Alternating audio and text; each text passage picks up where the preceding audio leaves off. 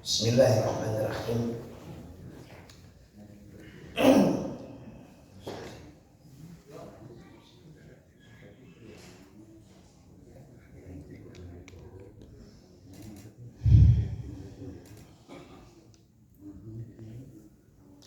Bismillahirrahmanirrahim.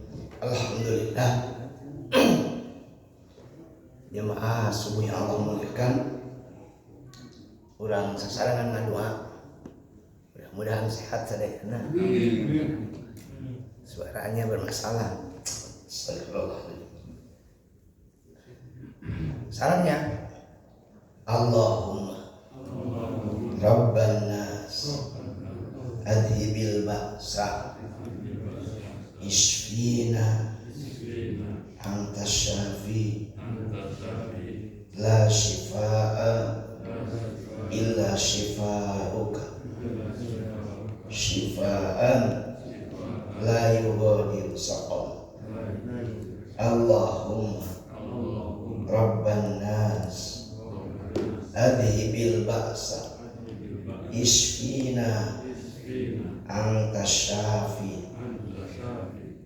la shifaa illa shifauka shifaan la yughadiru saqam.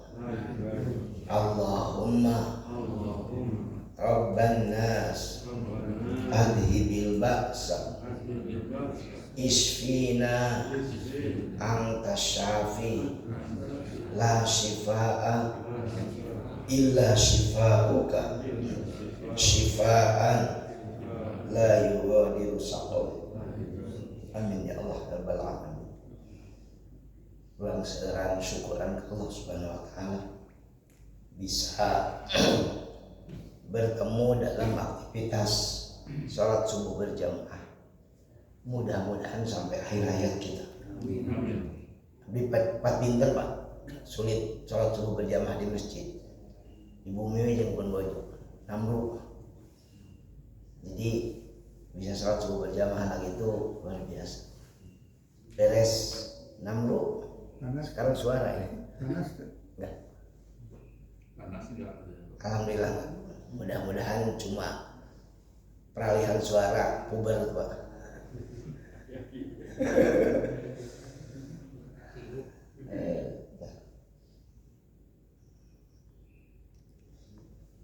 Bapak-bapak yang Allah muliakan, insya Allah kita akan ngaji tentang tawakal.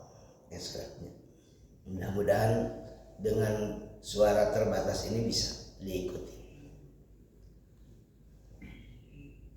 Kenapa tidak? Oh, atau lembatnya.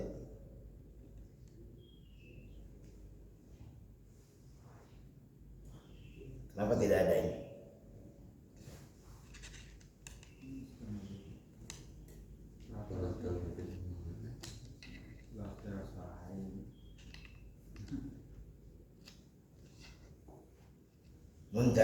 Dayaan makin parah nih suaranya begini.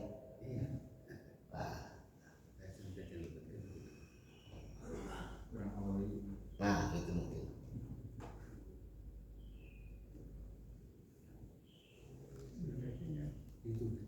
Satu, dua, tiga.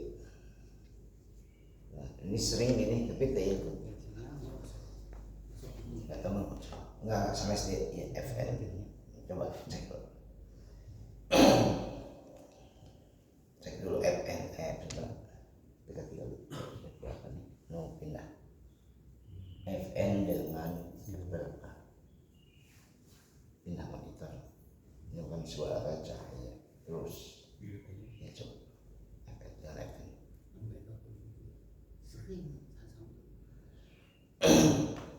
Dalam rangkaian kuliah subuh kita tentang perjalanan panjang menuju Allah Subhanahu wa taala, Bapak-bapak kita menurut mayoritas ulama tasawuf akan menempuh paling tidak 7 langkah. Dan 7 langkah itu 7 langkah berurutan. Dimulai lagi.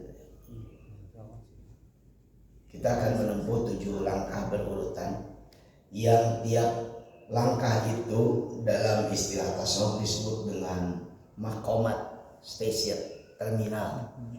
Jika aktivitas kehidupan kita barangkali dari bayi, anak-anak, remaja dan sebagainya. Ini dengan catatan kalau kita memiliki kesadaran bahwa kita ingin kembali kepada Tuhan. Jadi kalau tidak ingin kembali kepada Tuhan, tidak punya kesadaran itu nggak akan sampai. Muncul ya.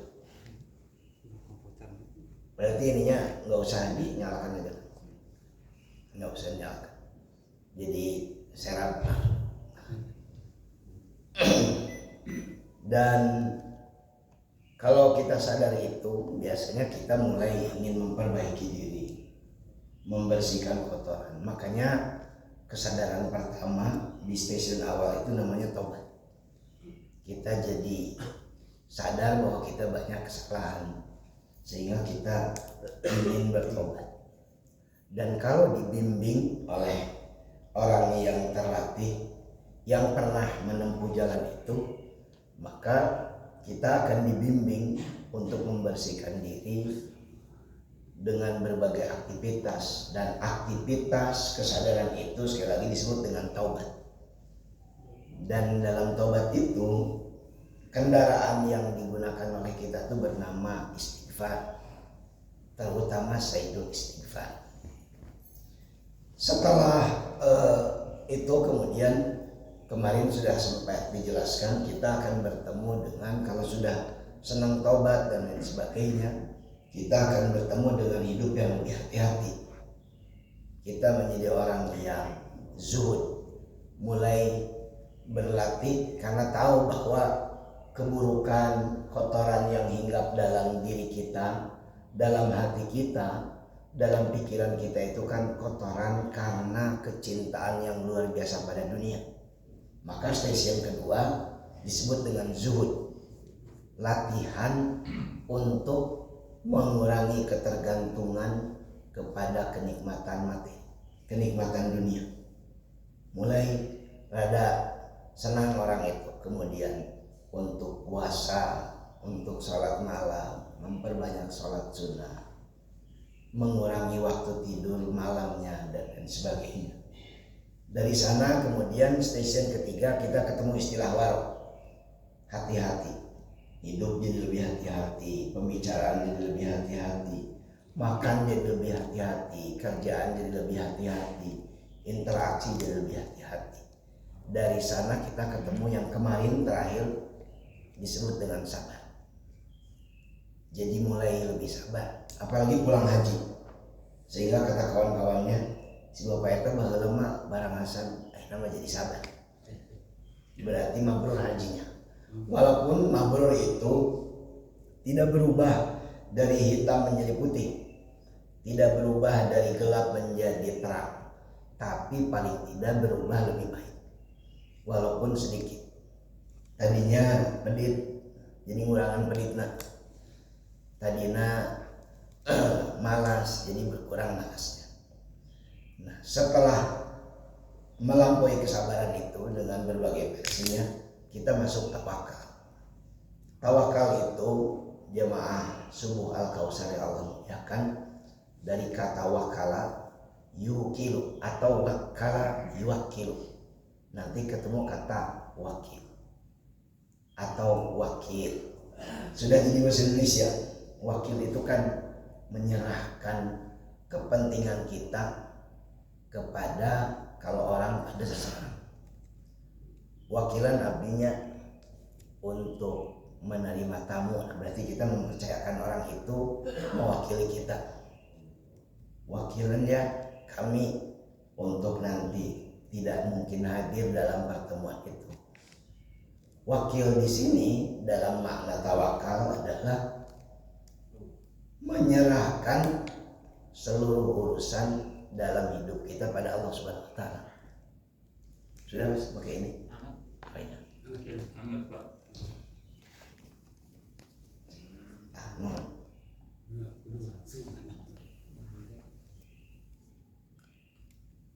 Pertanyaannya adalah apakah di antara kita ada yang sudah menyadari bahwa kita harus menyerahkan diri dalam urusan hidup kita pada Allah. Kalau sudah, alhamdulillah. Tapi nanti ada pertanyaan kedua, seberapa banyak sebetulnya hidup yang kita jalani kita serahkan kepada Allah. Ada yang berserah daripada Allahnya, engkewelah pas geus kolot geus pensiun karek berserah daripada Allah. Ayeuna mah mumpung masih kena aktif produktif. Apa yang dimaksud? Kalau urusan nyari duit mah antong malibatkeun Allah. Bisi sagala teu wani. Kalau urusan ngejar pangkat jabatan mah jangan menyerahkan daripada Allah, nanti tidak berambisi dan lain sebagainya. Ada yang hanya menyerahkan daripada Allah itu pada waktu-waktu yang sangat sedikit dalam hidupnya. Misalkan waktu sholat saja. Kadang-kadang bahkan jamaah subuh waktu sholat pun kita tidak menyerahkan daripada Allah. Karena begitu Allahu Akbar, program hidup kita jalan lagi. Kayak beres kuliah subuh, ngebubur ke belah itu. Ngabubur kemudian kakak tapang kamar itu anu koneng beli anu koneng kemarin lontong apa satu koneng sebagainya. Kayak terus mampir ke pasar sore yang begitu. Dalam urusan salat saja yang dimulainya secara fikih disebut dengan takbiratul ihram. Takbiratul ihram itu seperti bapak-bapak pakai kain ihram. Ihram itu artinya mengharamkan semua. Karena itu berakhirnya ihram dengan aktivitas apa namanya? Tahallul, menghalalkan yang haram. Jadi takbiratul ihram itu kita takbir mengharamkan semua urusan kita kecuali hanya berurusan dengan Allah. Ada yang sedang salat bari nungguan di telepon itu buka bogoh salat telawar itu Allah telepon batalkan. Ini ada, saya menggunakan contohnya saja yang seperti ini. Ada yang nunggu di telepon atas, nunggu di telepon koneksinya, ya sholat telah. Mudah-mudahan ya Allah nelpon, itu Allahu Akbar. Belum baca Fatihah sudah ditelepon. Bisa aku ya. Nah, tawakal adalah sekali lagi kesadaran bahwa nanti pada satu saat hidup kita tuh nggak bisa dimiliki oleh kita sedikit pun. Daripada nanti sampai nggak bisa apa-apa cuma terbujur kaku, mungkin belum mati tapi seluruh fisiknya sudah mati, hanya tinggal barangkali matanya yang masih berkedip dan lain sebagainya. Materi ini ngajak kita untuk melatih menyerahkan diri pada Allah Subhanahu wa Ta'ala. Tingawitan kesadaran itu muncul. Karena bapak-bapak yang Allah muliakan, sekali lagi mau tidak mau, suka tidak suka, rela tidak rela, kita pasti akan menyerahkan diri pada Allah. Tau'an wa karhan dalam bahasa Al-Quran, baik sukarela maupun terpaksa. Tidak bisa kita. Ada orang yang begitu sulit untuk sujud pada Allah. Nanti ada masanya di mana dia dipaksa sujud oleh Allah Subhanahu wa Ta'ala. Kalau tidak di dunia, di akhirat. Naudzubillah. Karena itu sekali lagi ini latihannya adalah kalau merasa sudah penting menyerahkan diri dalam urusan yang kita hadapi pada Allah, seberapa banyak kita sudah menyerahkan urusan kita. Idealnya menurut para ulama tasawuf, setiap perkara yang dihadapi manusia, dari yang dihadapi seorang hamba, dari mulai dia bangun sampai kemudian dia menutup mata, dia libatkan Allah. Karena itu kan kita memulai aktivitas hidup dalam contoh Nabi SAW dimulai dengan Bismillahi tawakkaltu 'alallah. Itu kan doa yang sangat dihafal oleh semua anak-anak TPA di sini tuh hafal semua. Bismillahi tawakkaltu 'alallah, dengan nama Allah, bismillah dengan nama Allah, tawakkaltu, aku pasrahkan diriku kepadanya. Kadang-kadang kan hanya formalitas saja. Dalam prakteknya ketika sekali lagi tadi, ketika bekerja, ketika berinteraksi dan lain sebagainya, kita tidak berserah diri pada Allah. Kemudian ada ayat Quran surat Al-Maidah ayat ke-23. Surat Al-Maidah itu ayat ke-5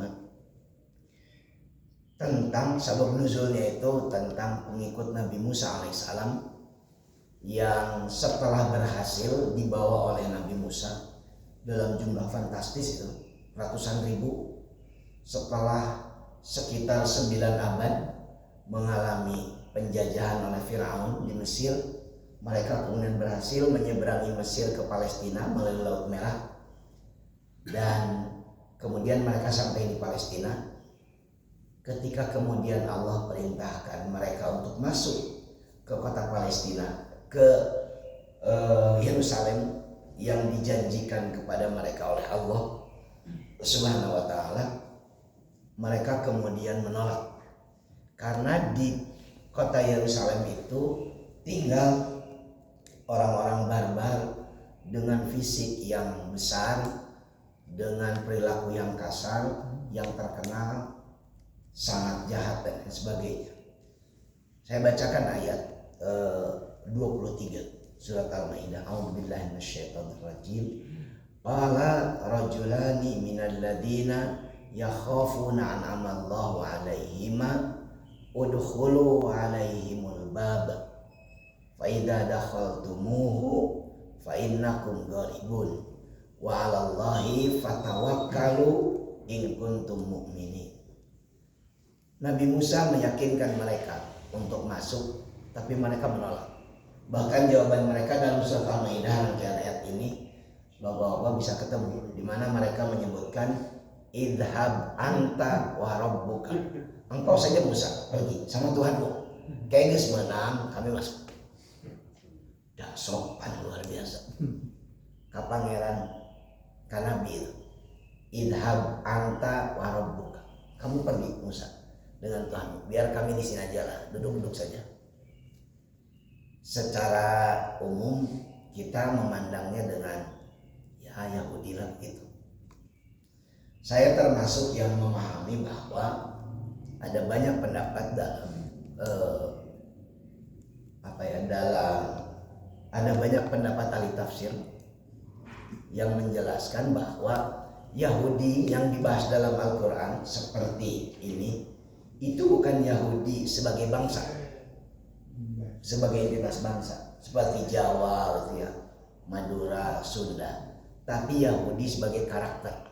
Karena Yahudi sebagai bangsa yang gak jauh beda dengan kita, banyak yang baik, ada yang bermasalah dan sebagainya. Kenapa menyebutkan Yahudi sebagai karakter? Karena perilaku yang tidak sopan pada Nabi dan pada Tuhan itu juga dilakukan oleh banyak orang yang bukan bangsa Yahudi. Misalkan ya, kita pernah bahas orang Yahudi di Madinah itu sempat memberikan keyakinan pada semua orang Yahudi di sana. Jadi kalau bertransaksi dengan orang-orang Arab yang bodoh-bodoh nggak apa-apa, ditipu juga, dan mereka mau orang bodoh. Terus Yahudi yang lain bilang kan dosa nipu orang Arab walaupun mereka bukan Yahudi. Kalaupun dosa paling masuk neraka sebentar. Itu dilakukan oleh kita sekarang. Sebagian kita kena naon lah nipu Cina udah kafir iya. Nipu mah dosa. Orang-orang Islam paling karena neraka sekedeng percis. Karena itu saya termasuk yang mengikuti tafsiran bahwa Yahudi dalam Al-Quran itu bukan entitas, bukan sebagai manusianya, tapi karakternya. Yahudi yang menentang perintah nabinya itu juga bukan cuma Yahudi dalam arti bangsa, tapi Yahudi yang rambutnya kayak kita, kulitnya siga urang, ngomongnya juga bahasa Sunda dan sebagainya. Nah, karena ini ayat ini pahami juga dalam konteks seperti itu. Bukan cerita tentang umat Nabi Musa saja. Ini cerita tentang umat manusia yang diajak oleh nabinya, diyakinkan bahwa dia akan mendapatkan keberuntungan dalam hidupnya, tidak cuma di dunia tapi di akhirat. Sampai di akhirat kalau dia ngikut. Maka berkata dua orang dari orang-orang yang mendapatkan rahmat Allah. Dalam kitab tafsir ini adalah dua nabi orang Yahudi yang menjadi asistennya Nabi Musa. Dalam tafsir yang lain ini adalah dua ulama Yahudi yang oleh Nabi Musa diminta bantuan meyakinkan mereka agar mau masuk ke Yerusalem. Yang pertama namanya Yosua, yang satu lagi namanya Kalib. Ini nama Nabi Yahudi memang, sehingga ada yang menyebutkan ini Nabi. Dua orang laki-laki baik itu berkata, udkhulu alaihim bab, masuklah ke dalam kota Yerusalem itu, serbu mereka. Fa idza dakhaltumuhu, jika kalian mau memasuki kota itu, fa innakum ghalibun, sesungguhnya pasti kalian akan mendapatkan kemenangan. Janji Allah pada orang-orang Yahudi dulu, kalau entitas ya, bahwa kalau orang Yahudi masuk Yerusalem, Allah akan memberikan kemenangan. Justru baru diyakini sekarang oleh mereka, karena itu mereka embung keluar di Yerusalem. Ini janji Quran, telat kerana baheula, sehingga jadi konflik berkepanjangan. Bahkan sebagian ulama itu terbelah tiga dalam memahami Yahudi di Yerusalem. Sebagian ulama memahaminya sebagai hak mereka tinggal di Yerusalem, karena itu adalah janji Allah pada Bani Israel sebelum zaman Nabi Musa, yang berhasil diwujudkan oleh Nabi Musa. Sehingga ulama yang masuk klasifikasi ini, ya udah, kita berarti hidup berdampingan saja, tinggal dibikin aturan main supaya dalam kebaikan. Kelompok ulama kedua menyebutkan bahwa Yerusalem itu tanah suci yang memang dijanjikan lewat lisan Nabi SAW. Bahkan dalam Al-Quran diabadikan yang kami berkahi sekelilingnya ketika beliau Isra dan Mi'raj. Jadi itu tanah dijanjikan bagi kita. Karena itu tidak berhak kemudian orang Yahudi mengklaim itu sebagai tanah yang dijanjikan. Kalau yang ketiga, yang kemudian menyatakan ya orang Yahudi dengan Islam itu, bahkan tidak hanya menyebut Yahudi, ulama ketiga ini, bagaimanapun memang ini adalah permusuhan abadi antara orang beriman pengikut Nabi Muhammad dengan orang-orang Yahudi, yang dijelaskan dalam banyak hadis bahwa permusuhan itu justru akan terus selamanya, bahkan sampai dengan menjelang kiamat. Bahwa pastilah pernah mendengar tentang Armageddon ya, tentang huru hara besar di hari kiamat dan lain sebagainya. Saya ingin cerita tentang tawakal. Ayat ini ditutup dengan redaksi wa 'alallahi fatawakkalu in kuntum mu'minin. Walaupun kalian takut berat menghadapi hidup, apalagi tadi ada musuh yang demikian mengintai kita, wa 'alallah, maka kepada Allah fatawakkalu, berserah dirilah kalian, in kuntum mu'minin, jika kalian orang yang berimannya benar. Artinya keimanan kita itu, jamaah subuh, mewajibkan kita tawakal kepada Allah. Tinggal kadarnya nanti kita ukur. Adakah yang tawakalnya 100%, 90%, sampai berapa paling kecil? Menurut bapak-bapak, ada yang tahu berapa paling kecil kita tawakal pada Allah? Berapa? 20. Satu deh. Ada rumusnya. Ada hadis Nabi Sallallahu Alaihi Wasallam menyebutkan begini. Hadis ini sulit Anda temukan. Bahkan di browsing di Kutubut Tis'ah, saya punya Kutubut Tis'ah, sulit ketemu.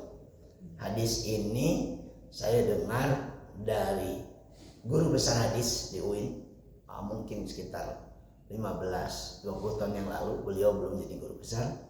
Kemudian berhasil saya temukan dalam ada buku yang sangat disenangi Bung Karno dulu, judulnya Api Islam. Judul buku itu penulisnya Asgar Ali Engineer. Bung Karno senang dengan nama ini.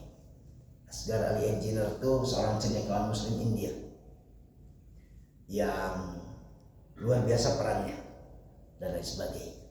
Ada hadis diriwayatkan oleh Ad-Darimi. Hadisnya bunyinya begini.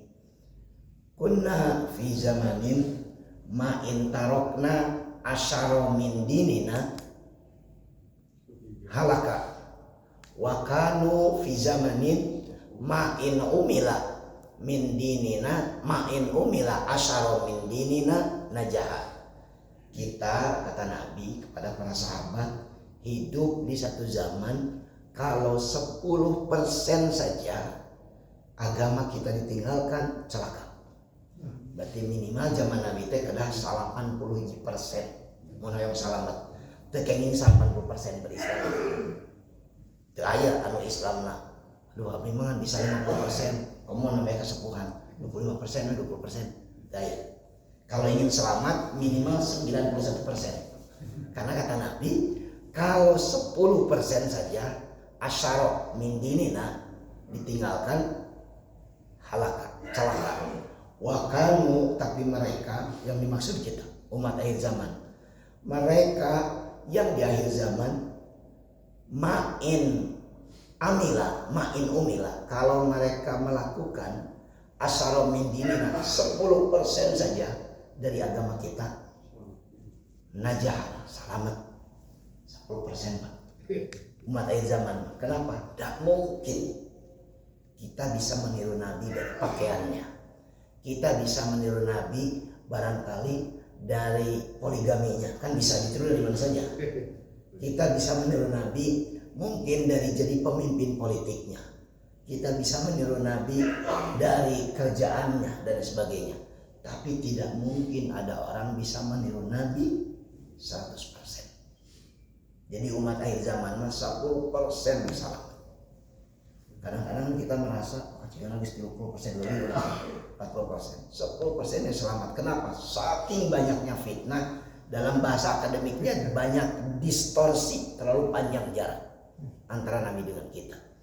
Jadi lewat ayat ini, lewat penjelasan ini saya ingin menyebutkan bahwa kalau kita bisa tawakal 10% saja dalam aktivitas kita, serahkan pada Allah 10% itu sepenuhnya kuma Allah dan sebagainya, insya Allah selamat. Asal udah diniatan abdi mah gusti kan 10% pun we. Jadi kalau urusan nyari duit mau terus dah. Karena 10% itu kita tidak tahu, bukan ukuran kita. Saya khawatir nanti ukurnya kita, bukan kita yang ukur. Yang ukur nanti Allah Subhanahu wa taala dan Rasulullah lewat pengakuannya pada kita. Saya lanjutkan tentang tawakal. Jadi tawakal tadi wajib pada orang yang beriman.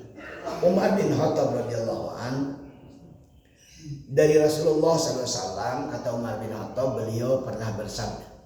Jadi ini kata Nabi SAW, lau annakum kuntum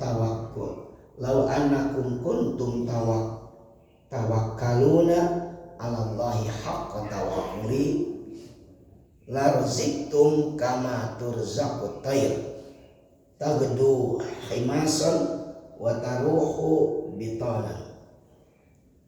Seandainya kalian bertawakal kepada Allah dengan tawakal yang sebenarnya, pasti Allah akan memberi rizki pada kalian seperti Allah memberi rizki seekor burung yang pergi pagi-pagi dalam keadaan perutnya kosong dan kembali dalam keadaan perutnya kenyang. Hadis ini sederhana, hanya menyebutkan seandainya kalian bertawakal itu sesungguhnya tawakal yang sejati, Allah tuh pasti akan memberikan rizki kepada kita seperti burung yang tidak pernah kelaparan. Saya pernah cerita kepada bapak, ada ulama besar dalam bidang tasawuf melakukan perjalanan di jalan padang pasir yang demikian gersang, dia ketemu seekor burung kecil yang sayapnya patah. Sehingga begitu saja nggak bisa terbang, jalan terantuk-antuk. Sehingga dalam hatinya sebentar lagi juga mati burung. Ternyata di angkasa ada burung yang lebih besar yang mendekati dia, bukan untuk mencaploknya, menjatuhkan makanan di paruhnya pada burung kecil yang tidak berdaya itu. Dan kemudian terus begitu 1, 2, 3 kali sepanjang hari. Si ulama ini termasuk yang menyebutkan bahwa kalau tawakal, orang dalam hidupnya tidak akan mungkin ditinggalkan oleh Allah. Apalagi bapak-bapak pasti sering mendengar ayat favorit yang dibaca oleh para khatib, baik dalam ceramah-ceramah, dalam khutbah-khutbah seperti khutbah Jumat. Wa may yattaqillaha yaj'al lahu makhraja wa yarzuqhu min haitsu la yahtasib. Siapa yang bertakwa kepada Allah, Allah akan memberikan jalan keluar dari permasalahan yang dihadapi. Wa yarzuqhu min haitsu la yahtasib, dan akan memberi rizki yang tidak dia sangka. Min haitsu la yahtasib, dari arah yang tidak dia ketahui. Haitsu itu kan kiri, kanan, depan, belakang, dari arah yang tidak diketahui. Jadi kalau Anda riut mikiran hirup, aduh gimana duitnya, dipikir makin riut, kan dia buntu, kan itu buntu. Itu saatnya Anda untuk berserah pada Allah. Ya kumaha tuh Ustaz, kumaha Allah? Nggak gampang kan? Bukan gampang kan? Melatih kita kemampuan berserah. Terus kumaha Allah. Terus kumaha cara Allah? Tong dipikiran dan dalilna ge min haitsu la yahtasib, dari arah yang nggak dipikir. Kita kan pingin nyari kebutuhan itu mikir teh lebih ke botak. Kumaha? Lain beki datang, beki riut, beki stres. Karena itu nanti perbanyak meluangkan waktu berserah pada Allah lewat memperbanyak wiridan, lewat memperbanyak baca Quran, lewat memperbanyak salat sunnah, dan kemudian pasrah. Lanjutan ayatnya kan menyebutkan begini, wa may yatawakkal 'alallah fahuwa hasbuh, dan siapapun yang berserah diri pada Allah fahuwa hasbuh, dia Allah akan mencukupi hidupnya. Kalimatnya sederhana, meyakinkan, tapi kita yang membacanya belum tentu yakin. Kenapa belum tentu yakin? Dan sampai hari ini kita melihat diri kita belum sepenuhnya percaya bahwa berserah daripada Allah itu akan membuat hidup kita terpenuhi. Ribu Ustaz tadi itu kan. Ini kan bagian dari apa yang harus disampaikan oleh para ustaz, oleh para guru-guru kita, agar sampai pada minimal paling tidak sampai pada ya kalau bisa tawakalnya ditingkatkan. Ada yang stres berat dengan anaknya. Gimana ya anak saya masa depannya? Sieun teu kenging damel, sieun miskin, sieun nanti rumah tangganya, kan banyak stres luar biasa. Ada yang stres dengan kerjaannya, gimana ya, dan sebagainya. Tawakal itu sekali lagi adalah ikhtiar kita, latihan kita, kesadaran kita untuk menyerahkan urusan kita pada Allah. Kita lakukan perintahnya, kita jauhi larangannya, dan kemudian kita tunggu janjinya terwujud pada kita kalau kita merasa sudah melakukannya. Bahwa Pak kuliah ini panjang, saya ingin mengakhiri dengan satu ayat dalam Al-Quran, surat Al-Mulk ayat 29. Ini akhir dari ngaji kita sebagai pengantar kuliah awal ini. A'udzubillahi minasyaitonir rajim. Qul huwar rahmanu amanna bihi wa alaihi tawakkalna fasata'lamuna man huwa fi dhalalin mubin. Muhammad, sampaikan pada mereka, huwar rahman, dialah Allah yang maha penyayang. Amanna bihi, kami percaya sepenuhnya kepada Allah yang maha penyayang. Wa alaihi tawakkalna, dan kepadanya kami berserah diri. Fasata'lamuna, dan kalian nanti akan mengetahui, man huwa fi dhalalin mubin, siapa yang kemudian benar-benar ada dalam kesesatan. Tawakal itu jadi garis pemisah antara orang yang dapat hidayah dengan tersesat. Orang yang dapat hidayah tawakal, orang yang jauh dari hidayah pasti tersesat. Artinya begini, kalau hidup kita menyaksikan banyak tersesat dengan salah, boleh jadi sebetulnya karena kita belum bertawakal. Kita terlalu yakin pada kemampuan kita terlalu percaya diri dengan kapasitas yang kita miliki, dan ternyata dari hari ke hari, dari hari ke bulan, bulan ke tahun, kita kemudian gagal dalam banyak urusan hidup kita.